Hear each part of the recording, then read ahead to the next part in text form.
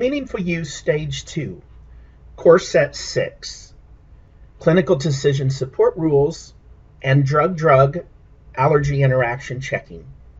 The requirements of Course Set 6 actually has two components, or two measures in one. Measure 1 is that the eligible provider must implement 5 clinical decision support interventions related to 4 or more clinical quality measures at a relevant point in the patient's care for the entire reporting period. And in the absence of 4 clinical quality measures that are related to his or her scope of practice or patient population, then these clinical decision support rules must be related to other high priority health conditions within the scope of your specialty. The second measure is that you must enable and implement functionality within the electronic health record technology to verify or validate drug allergy interaction as well as drug-drug interaction during your reporting period. The objective of this is for physicians to use clinical decision support to improve their performance on high priority health conditions using the electronic health record technology. Now, at the end of the reporting period, the results reported for Course Set 6 are not numerical, meaning there is not a numerator or a denominator, so there's no patient count involved with this measure. Rather, both measures of Course Set 6 are statements where you will have to answer to the affirmative that 1, yes, you have implemented 5 expressions, as they are called in prognosis, that are clinically relevant to your patient population, hopefully 4 of them coordinating with the NQFs, or the clinical quality measures. And then secondly, affirmative to yes, you have implemented the drug interaction checking within the system. As far as exclusions, there are no exclusions for Measure 1.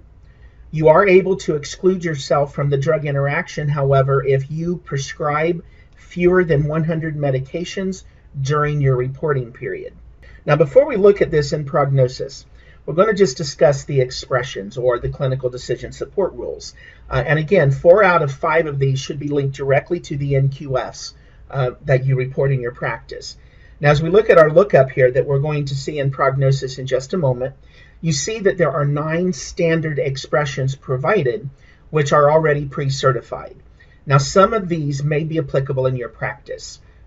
Some of them may not. So if you're able to choose 4 of these 9 that are already pre-certified, then you really have nothing else to do with regards to complying with Course Set 6, because you will automatically be able to attest to yes. However, if you look through these 9 certified NQF expressions and they do not have relevance in your practice, then you are going to have to create your own. So when you create your own, this is an example of what we're going to look at as to one that does have relevance, and you can base it on the triggers that you want, on the conditions that you need, and so on. So we're going to go ahead and toggle into prognosis and take a look at how these clinical decision support rules work. You see here I've already opened Mike Ross's chart. I am logged in as Dr. Cooper, and let's say now that the MA has already done the intake, vitals, and HPI, and now Dr. Cooper is coming into the room and wants to start with his physical exam. So Dr. Cooper simply clicks on the physical and I get a pop-up. Now this pop-up is the clinical decision support rule, or the expression.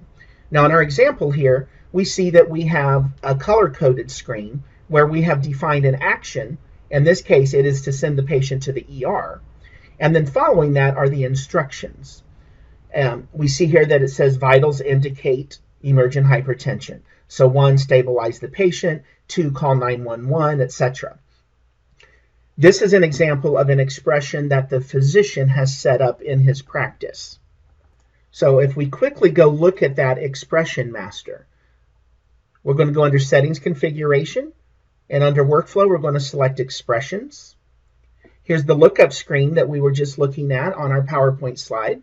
I'm going to go ahead and choose the emergent hypertension, which is the one we just saw automatically display, and this is the design of it. And we can see here why that expression popped up on Mike Ross's chart. The way this expression has been designed for On the Bay Internal Medicine, if you see in the upper left, is our triggers. It is triggered off of any encounter level event such as the assessment, HPI, physical, review of systems, specialty, and vitals. Specifically on the HPI, when the complaint chosen is abdominal pain. Now, those are the triggers where the pop-up will occur. But if we look at the bottom, we will see the conditions when it will occur.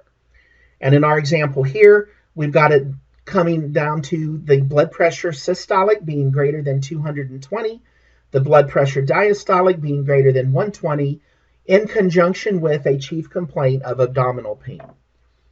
So we see that when these conditions exist for a patient, and we as a clinician go to one of these triggers or one of these screens at the encounter level, that is when we get the pop-up. The action that we saw in the pink color is defined up here. These are locally defined by the practice. And then this is just free text commentary as to what we need the expression to say. Now, according to CMS, when complying with Core Set 6, these expressions that you define simply have to be relevant to the high clinical priorities in your office. There are no set rules as to are they gender-based, are they race-based, are they age-based. They are simply related to what makes sense to you in order for you to render effective care in your practice. We notice here in the upper right, when we're defining our expressions, there's a user type.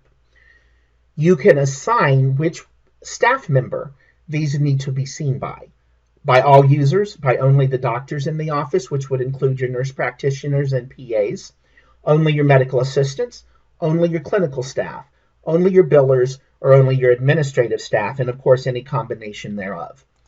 So this gives you a lot of control as the office manager, as the physician, in defining relevant expressions. Now again, the compliance factor from CMS is that you have 5 of those during the reporting period, and hopefully 4 of them will be tied to the clinical quality measures that you are also reporting. Now there's more details on the clinical quality measures when we get to that training video. Now the second part of the measure is with regards to the drug-drug interaction checking. There are alerts that will occur based on different properties. We see here, for instance, in our rose-colored box, there's a couple of properties that define severity level. You can turn on or off at the allergy level, at the ailment level, at the drug-drug level, and so on.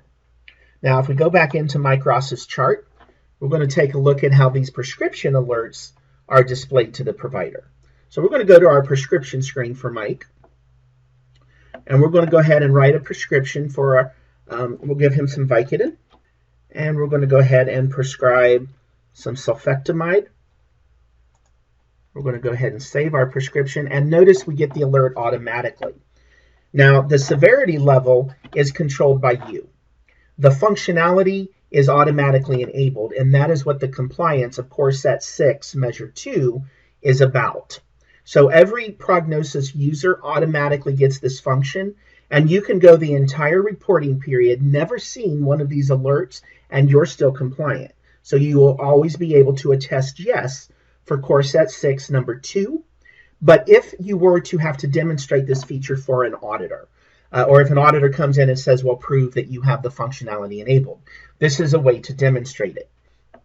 I've just created a couple of drugs that I know have conflict. And you see it's coming up here for the first one that there's a drug allergy conflict because the patient is allergic to an ingredient that is contained in the sulfectamide powder. There's also a drug disease interaction here because it says that use of Vicodin should be evaluated when there's abdominal pain. If the conditions warrant the interaction alert, it will occur. If the conditions do not warrant an alert, you will not see one. The functionality, however, is enabled. So when it comes to the affirmative attestation for Core Set 6, you will be able to attest yes.